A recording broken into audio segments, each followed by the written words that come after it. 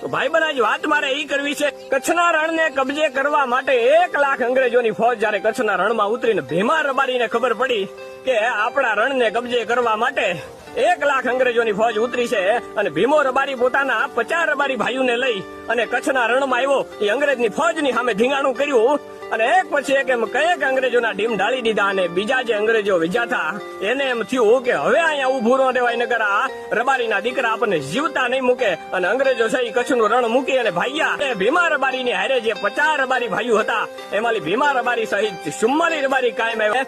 ભીમા રબારીને 21 ગોળીઓ વાગી તોય મરદ રબારીનો દીકરો અડીખમ ઉભો થયો. આજે પણ કચ્છની બોર્ડર ઉપરથી દુશ્મનો જયારે કચ્છની બોર્ડર ક્રોસ કરવાની કોશિશ કરે તો એ દુશ્મનો કચ્છની બોર્ડર ક્રોસ નથી કરી શકતા. આજે પણ ઈ કચ્છની બોર્ડર ઉપર ભીમા રબારીના ભણકારા વાગે છે ભલા માણા.